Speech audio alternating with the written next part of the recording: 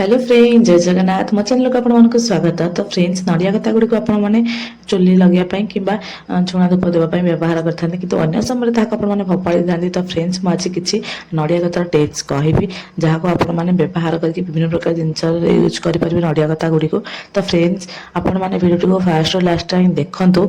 जदि आपण मानक भिडियो भल लगे तो फ्रेंड्स मो चैनल को सब्सक्राइब करदे भिडियो गोटे लाइक देते। तो फ्रेंड्स चलते भिडियो को स्टार्ट करवा। तो फ्रेंड्स चलते प्रथम टेस्ट देखी ना। तो फ्रेंड्स नड़िया कथा गुड़िक टाइट थाए तो कौन करेंगे एमती हल्का अलग अलग करने कर सारापर आप हाथ में भल भाव रब करने। रब करने द्वारा से पूरा नरम हो जाए। आपको जमी चाहिए सेमती बंकई पारे।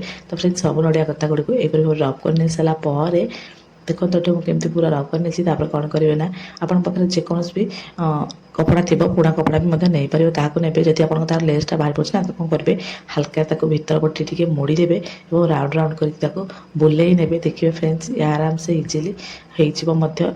यही टिप्स गुड़ाक बहुत सुंदर बा यूज कले मत बहुत दिन पर्यटन व्यवहार होता है। तो कौन करेंगे यहीपरि भाव में आप राउंड राउंड बुले नहीं सारे बुले सारापर जो जगार भी नड़िया कथा सरी जा तो से जगह कौन करेंगे ना सेमती आउ कि नड़िया कथा नहीं आड कर। तो फ्रेंड्स से समय किसी मोटा अंश जदि आप नड़िया कथा आड कला समय थाए ना काटे ने कारण से मोटा अंश रहा ठीक से गुरेला मैंने कपड़ा गुरे हेब ना राउंड कले से ठीक से राउंड हेबनी आपड़ यहीपरि भाव में इतनी समय जाए गुड़े कि आप से नड़िया कथा को राउंड कला मैंने जमी राउंड हो पार। तो फ्रेंड्स भल भाव में देखिए बस गुरे ने गुरे सारापर कि से आराम से इजिली गोरे हो। तो फ्रेंड्स देखो ये मत राउंड करने जी दरकार मुझे नहीं कौन करना मोटा अंश गुड़ को आप काढ़ी ने कारण राउंड कला समय आमको असुविधा सम्मुखीन हाँ पड़ता है। तो एपटू सेपटू जॉइंट को रखिकी आपण जो थे भी गुरोवे ना कपड़े ताक गुरे ने गुरे सारापर आपड़ी सुंदर सिलेवा चाहिए सिले पारे। जब आप पाखे अठा थी ग्लूगन थी तो आप चिपकई ने आप सफा करवा मतलब बहुत सहज बहुत शीघ्र सुखी जाए और बहुत दिन लास्टिंग करता है। तो फ्रेंड्स यह आम एथपाई व्यवहार करके आम चुली रोसे करता तो चुली रोसे कला मैंने से बासन कुसन तलपिटी गुड़ाक ना कला पड़ी था। तो यहीपरि भाव में आप यूज करेंगे देखिए आराम से आपण काम बहुत सहज हो। तो स्टार्ट करने किसी दरकार नहीं यहाँ व्यवहार करेंगे। तो फ्रेंड्स देखो आउ पानी खरा दिन है मैंने पानी रखी था ना माठिया तो माठिया तले यहाँ दबा द्वारा माठिया पूरा ठीक रही थाए यहाँ मला टाइप करके जाए ना। तो मुझे छोट माठिया पकड़ा तो आप बड़ कलश थी ना ताको देखिए यहाँ पर थोबे देखिए आराम से माठिया गड़बनी जमी रहा कथा सेमती रही। तो फ्रेंड्स यही सेम प्रोसेस रो गोटे छोटियाटे बनई नेबी छोटियाटे एथपाई बनैबी कि छोटियाटे आम ठाकुर काम व्यवहार करवा। आप कौन करेंगे ना छोटिया जो बनैबे से जो कपड़ा ने ना से नुआ कपड़ा ने कारण ठाकुर काम व्यवहार कर ना तो नुआ कपड़ा ही यूज करेंगे। तो सही सेम प्रोसेस गोटे छोटियाटे बनई ने कौन करेंगे ना आप जो झुणा धूप दौरान से गरम होता है तो मार्बल तले रखा मैंने से जगह गोटे चिन्ह बसला टाइप बसी थाए। तो से आप झुणा जो दौरान ना से दान तलपटी यहाँ आप रखिपारे। जब आप पाखे किसी मूर्ति अच्छी बसवा तो आप यहीपरि भाव में पीढ़ा गोल कला भाया करके से ठाकुर मूर्ति की बसैकी पूजा करें। आमको नुआ कपड़ा नवा नड़िया कथा ने ये इजिली सफा हो जाए था। तो फ्रेंड्स चलते सेकेंड टिप्स देखी ना। तो फ्रेंड्स नड़िया कथा गुड़ी को आप जो धूप देवाक धूपदानी रखी था ना तो जब आप एमती नर्माल जमी रखुच्च सेमती रखीदे तो देखिए सी धूप बुलला जिते निटा लगे ना से आपे आपे खसिक ऊपर पड़ जाए। तो फ्रेंड्स आदौ एमती करें तो ये सिंपल ट्रिक्सटा करने कौन कि से साइज करके रखी ने बांधि ने बांधिदेले यह हम कि पूरा साइज रहा खसब ना निआ लगे आप उपरको पड़ोनी। आपड़ जब सूतार चाहते सूतार बांधि पारे सूतार चाहूना तो नर्माल से नड़िया कतार आप राउंड करके बुले ने देखिए आदम से खसबनी और पूरा साइज से धूपदानी भितर से रही आपड़ जिते धूप देले से आप उपरको पड़ोनी कि आप पड़ार संभावना न थाए। तो फ्रेंड्स यहीपरि भाव में रखी ने जमी जावा कथा से जाने देखिए आपन काम बहुत सहज हो। तो फ्रेंड्स मो भिडियो जब आपको भल लगा मो चैनल को लाइक कमेंट शेयर सब्सक्राइब करने को भूलें। चलतु थर्ड टिप्स देखी ना। तो फ्रेंड्स गच समस्त पसंद से शो पीस हो कि फुल गच हो। तो फ्रेंड्स आम जब कौन जाऊँ ना तो फुल गच गुड़िक ठीक से पानी न पाई मर जाती तो कौन कर बस ये सिंपल ट्रिक्स करने कि से गचर ना ଚାରିପଟେ ଏହି ନଡ଼ିଆ କତା ଗୁଡ଼ାକ ଆପଣ ରଖିନେବେ। ଆମେ ଆଗରୁ ରଖନି ସିନା ଇଏ ଆରାମସେ ରାଉଣ୍ଡ ହୋଇକି ରହିଯିବ। ତ ଫ୍ରେଣ୍ଡସ୍ ଏହିପରି ଭାବରେ ତା'ର ଗଛର ମୂଳକୁ ଆପଣ ଘୋଡ଼େଇ ନେବେ। ଘୋଡ଼େଇ ସାରିଲା ପରେ ପାଣି ଦେଇଦେବେ ଏବଂ ଆଉ ଗୋଟେ କ'ଣ କରିବେ ନା ଗୋଟେ ଡିସ୍ପୋଜାଲ୍ ଗ୍ଲାସ୍ ନେବେ। ଆପଣ ଯଦି ଗ୍ଲାସ୍ ନାହିଁ ବୋଲେ ବୋଟଲ କାଟିକି ମଧ୍ୟ ତାହାକୁ ୟୁଜ୍ କରିପାରିବେ।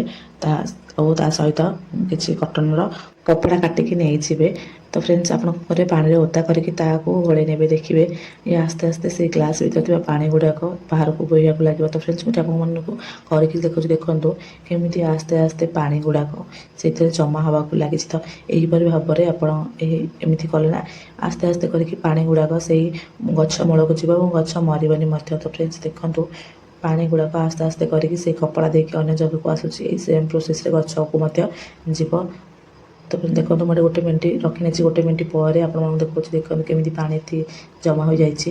ଗଛ ହିସାବରେ ଆପଣ ପାଣି ଅଧିକ କିମ୍ବା କମ୍ ଜାଗା ଦେଖିକି ରଖିନେବେ। ତ ସେଠି ଛୋଟ ଗଛଟା ତ ଏମିତି ଗୋଟେ ଗ୍ଲାସ୍ ପାଣିରେ ମଧ୍ୟ ହୋଇଯିବ। ତ ଫାଷ୍ଟ କ'ଣ କରିବେ ଗଛକୁ ଭଲ ଭାବରେ ପାଣି ଦେଇଦେବେ ବା ଗଛକୁ ଭଲ ଭାବରେ ପାଣି ଦେଇକି ତାକୁ ଓଦା କରିନେବେ। ଓଦା କରିସାରିଲା ପରେ ସେଇ ସେମ୍ ଗ୍ଲାସ୍ରେ ଫୁଲ୍ ଗ୍ଲାସ୍ ପାଣି ନେବେ ଏବଂ ଯେମିତି କଟନ କପଡ଼ା ବୁଡ଼େଇକି ସେଇଠି ରଖିବା କଥା ରଖିନେବେ। ତ ଫ୍ରେଣ୍ଡସ୍ କ'ଣ କରିବେ ନା ସେ ଯେଉଁ ଗ୍ଲାସ୍ଟାକୁ ଟିକେ ଉଚ୍ଚ ଜାଗାରେ ରଖିବେ ଏବଂ ଗଛଟାକୁ ଟିକେ ନିଚ ଜାଗାରେ ରଖିବେ, ଯାହାଫଳରେ ପାଣିଟି ଆରାମସେ ସେଠିକି ଆସିବ। ନଡ଼ିଆ କତା ଯୋଗୁଁ ଗଛ ମୂଳରେ ସବୁବେଳେ ନରମ ରହିବ ଏବଂ ଛାଇ ମଧ୍ୟ ରହିବ, ଯାହାଫଳରେ ଶୀଘ୍ର ସେ ଗଛ ମୂଳ ଶୁଖିବନି ଏବଂ ଆପଣ ଆସିଲା ଯାକେ ମଧ୍ୟ ଆପଣଙ୍କ ଗଛ ପୁରା ଯେମିତି ସେମିତି ଥିବ ଏବଂ ଝାଉଁଳିବ ନାହିଁ ମଧ୍ୟ। ଯଦି ଗ୍ଲାସ୍ ନାହିଁ ବୋଲେ ଆପଣ ପ୍ଲାଷ୍ଟିକ୍ ବୋତଲର ୟୁଜ୍ କରନ୍ତୁ। ତ ଫ୍ରେଣ୍ଡସ୍ ଚାଲନ୍ତୁ ଚତୁର୍ଥ ଷ୍ଟିପ୍ସଟି ଦେଖି ନେବା। ତ ଫ୍ରେଣ୍ଡସ୍ ନଡ଼ିଆ କତା ଗୁଡ଼ିକୁ ଆପଣମାନେ ଏହିପରି ଭାବରେ ପାନିଆ ସାହାଯ୍ୟରେ ସଫା କରିନେବେ। ଆମେ ଏହାକୁ ନା ବ୍ରସ୍ ତିଆରି କରିବା, କାରଣ ଆମେ ପ୍ଲାଷ୍ଟିକ୍ ବ୍ରସ୍ ୟୁଜ୍ କରିଥାନ୍ତି। ପ୍ଲାଷ୍ଟିକ୍ ବ୍ରସ୍ ୟୁଜ୍ କଲା ମାନେ ତେଲ ଗ୍ରୀସ୍ କରିବା ପାଇଁ ତାହା ବହୁତ ଖରାପ। ପ୍ଲାଷ୍ଟିକ୍ ଜିନିଷ ୟୁଜ୍ କରିବା ଟିକେ ଆଭଏଡ଼୍ କରିବା। ତ ଫ୍ରେଣ୍ଡସ୍ ପ୍ଲାଷ୍ଟିକ୍ ବ୍ରସ୍ ଗୁଡ଼ିକ ସମସ୍ତେ ପ୍ରାୟତଃ ୟୁଜ୍ କରିଥାନ୍ତି, କିନ୍ତୁ ତାହା ଦେହ ପାଇଁ ଆଦୌ ଭଲ ନୁହଁ। ସେହି ନଡ଼ିଆ କତା ଗୁଡ଼ାକୁ ପାନିଆରେ ଏହିଭଳି ଭାବରେ ରବ୍ କରିବା ଦ୍ୱାରା ନା ସେ ପୁରା ଏକ୍ସଟ୍ରା ଯେଉଁ ଖୁଦ ଖୁଦ ଟାଇପ୍ର ଥାଏ ନା ଗୁଣ୍ଡ ଗୁଡ଼ାକ ସେ ବାହାରି ପଡ଼ିଥାଏ ଏବଂ ତା'ର ରେଶା ଗୁଡ଼ାକ ବା ସେ କାଠି ଗୁଡ଼ିକ ଟାଇପ୍ର ତାହା ରହିଯାଇଥାଏ। ତ କ'ଣ କରିବେ ଯେଉଁ ବ୍ରସ୍ ଆପଣ ବ୍ୟବହାର କରନ୍ତି ସେ ବ୍ରସ୍କୁ ନେବେ ଏବଂ ଫାଷ୍ଟ 2 ଭାଗ କରିକି ତା ମଝିରେ ଗୋଟେ ରବର ମାରିନେବେ। ରବର ମାରି ସାରିଲା ପରେ ପୁଣି ଆପଣ ତାକୁ ସମାନ ଭାଗ କରିକି ଉପରକୁ ଏଥିପାଇଁ ଟେକିକି ସିଙ୍ଗଲ ରବର ମାରିଲେ ତାହା ଖସି ଯାଇଥାଏ। ତ ସେଥିପାଇଁ ଆମକୁ ଡବଲ ରବର ଦରକାର। ତ ଫ୍ରେଣ୍ଡସ୍ ଏମିତି ଉପରକୁ ଟେକିକି ପୁଣି ଆଉଥରେ ଟାଇଟ୍ କରିକି ରବର ବାନ୍ଧି ନେବେ। ଦେଖିବେ ଆପଣଙ୍କର ଆଦୌ ଖସିବନି, ଯେମିତି ସେମିତି ରହିଥିବ। ତ ଫ୍ରେଣ୍ଡସ୍ ଏହିପରି ଭାବରେ ବାନ୍ଧି ସାରିଲା ପରେ ଟିକେ ଟାଇଟ୍ କରିକି ବାନ୍ଧିନେବେ। ତାପରେ କ'ଣ କରିବେ ନା ଉପର ପଟେ କଇଞ୍ଚି ସାହାଯ୍ୟରେ ତାକୁ ସମାନ କରିନେବେ ବା ଆଗ ପଛ ହେଇକି ଯେଉଁ ରହିଛି ଝାଡ଼ୁ ଟାଇପ୍ର ତାକୁ ସମାନ କରିକି ପୁରା ପ୍ଲେନ୍ କରିନେବେ।